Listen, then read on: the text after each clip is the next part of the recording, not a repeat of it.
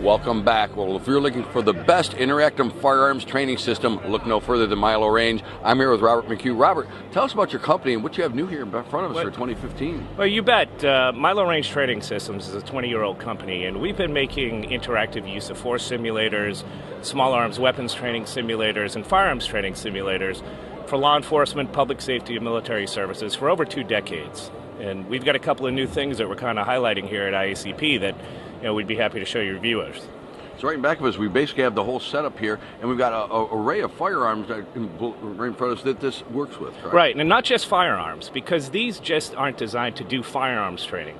It's designed to give the entire use of force continuum, from verbal commands to less lethal. Firearms, it's just a tool that's used in here if it has to be used in a judicious way. And what we want them to do is if they're going to make a mistake, we want them to make it here, not out in the streets.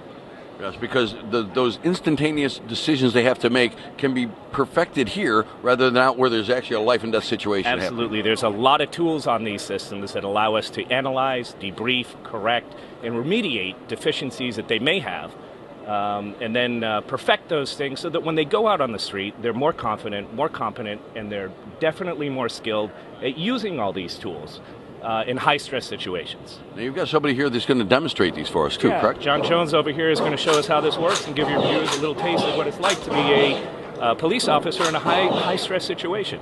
Okay, what we're looking at here behind our officer here is a computer-generated world in 180 degrees where there's a number of different threats that will be presented to them, and they have to make a decision about which is a friend, which is a foe, which weapon is the appropriate choice to engage them with.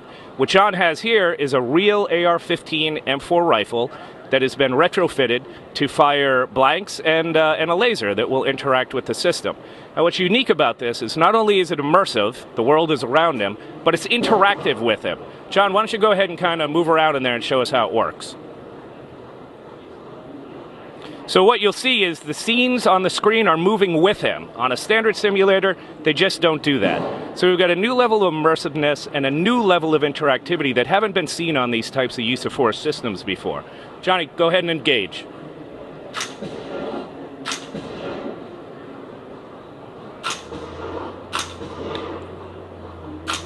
Now you see the blank shooting out. It operates and functions just like a real-world system.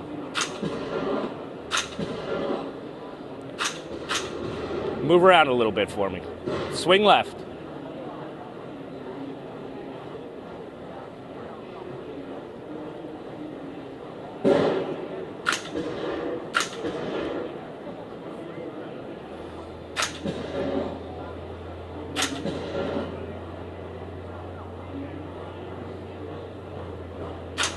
Swing right. Threats right. Back up.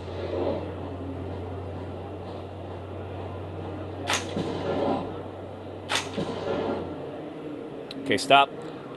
And this type of training is great for soldiers that are getting deployed so that they have an opportunity to see where they go. It increases soldier survivability, and it demonstrates that they are capable of completing the mission when they get out into the real world.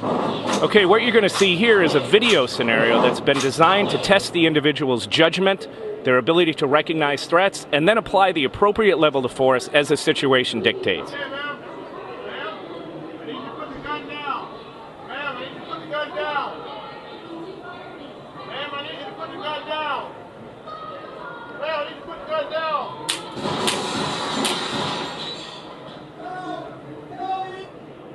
This is a replay where we're able to gauge the individual's accuracy, and then we talk to them about what did you see, what did you hear, what are the facts, why did you use this level of force, how could you justify this, are there any other alternatives that you could have used, and if you made a mistake, is there something that you could have said or done differently? And we're also videoing the trainees so that they can learn by watching themselves. On the center screen here, what you'll see is the officer has a chance to review with the instructor their positioning, their tactical decisions, their verbal commands.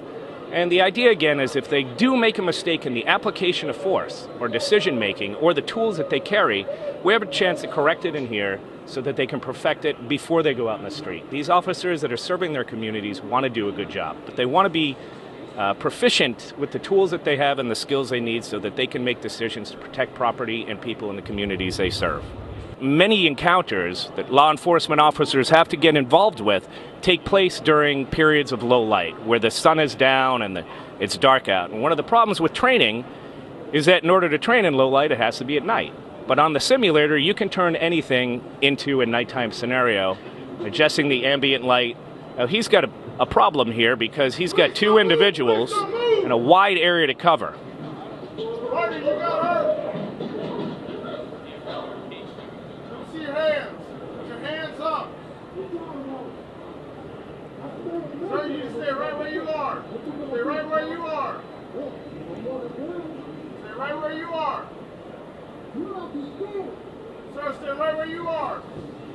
Now, Robert, that was an amazing demonstration. Yeah, and it looks like below us we have an array of weapons that these can be used on. Right. Well, it's not just weapons, because it's very important in a simulator they act and behave and wear what they wear in the real world.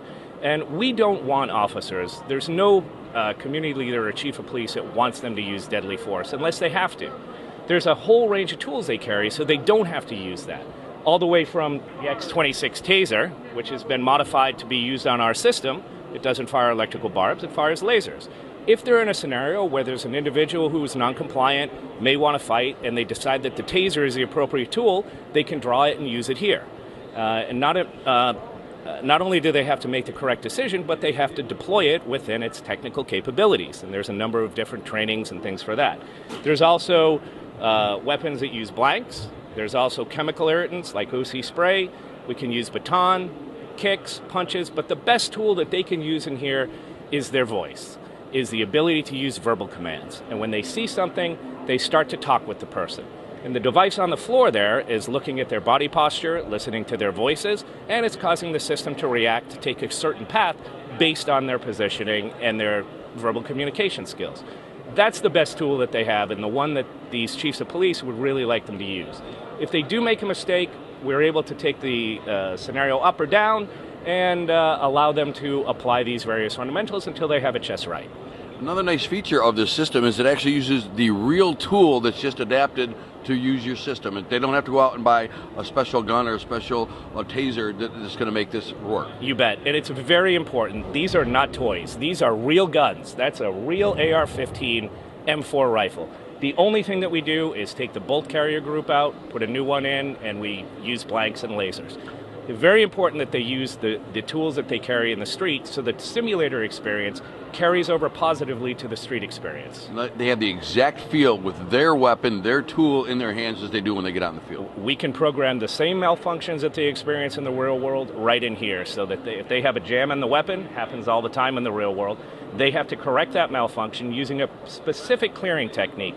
The same thing in here can be programmed so that if it ever happens to them on the street, they'll have some experience doing that under stress. That's very important, and that's especially I can see where it comes with this setup here, where it actually fires the blank, and the blanks come firing out of the gun. You bet, absolutely. The only thing that this isn't doing is in here firing a bullet, and there's no smoke. Other than that, the individual training on this, as far as he is concerned, and his brain wraps itself around, he's got an AR-15 and he is in a battle. Now you've got a couple of different tools to use in these, where one is actually firing the blank. We're using blank ammunition in here. It's made by a company called UTM, Ultimate Training Munitions, out of New Jersey. It's a great tool. We use it all the time.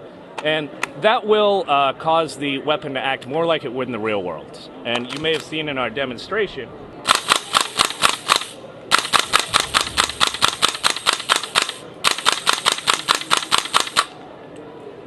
magazine changes, malfunctions, all of the things that happen in the real world have to be done in here. Now I'm looking, as your last round came out, your bolt stayed back just like it would in a real firearm. You bet. That's what happens in the real world. It's very important that it happens in the simulator as well. Perfect. So then you just slam your next mag in, hit your bolt release. Next mag goes in, bolt goes forward, and you're back in action. Cool. Very awesome. You bet. Now you also have a CO2 version that you can adapt these ARs to. Right. A little bit more economical. CO2 is readily available. There's no types of rounds being ejected or anything like that, and it has a very realistic recoil. The key is so that it disturbs the sight so that you have to apply the fundamentals, just like you do in the real world. So again, this is a real M4 AR-15, M16 if you will, rifle, and what we're doing here is we change the bolt from the real one to this one, just takes 30 seconds, and instead of bullets, they have a magazine that has compressed air, 12 gram CO2 cartridges in it. And when you apply this weapon, there's no rounds being ejected, but it is giving the recoil so that I have to use these fundamentals. Other than that, it functions exactly the same way. If you don't use this properly in the simulator, the chances are you're not going to be able to use it properly in the real world. Learn here and then be perfect out there. Which not only saves time, it'll eventually save officers' lives all the time. Bob, that's what we're here for. We, all of our guys are mainly law enforcement and military, myself included.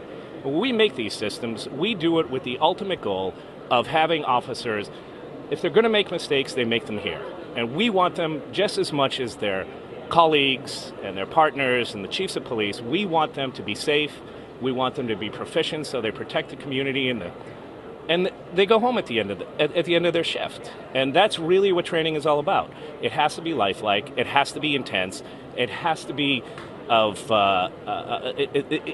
has to be perfect. And that's what we're working on every day here. More interactive, more realistic, and more immersive, so that when they go home, when they go out in the street, they're competent, they're skilled, and they know what they're doing so that they can sit down at dinner that night. A big part of our business is not sitting back on our heels and saying, hey, I think we got this right. We rely on input from our customers, who are all police officers, special forces, veterans, and say, how can we get better? How can we do this differently? What can we do different?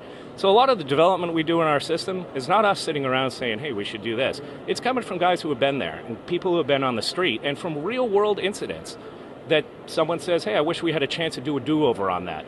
With interactive simulation, you do have a chance to do a do-over and maybe figure out different ways to approach things so the next time they go the way that everyone's safe.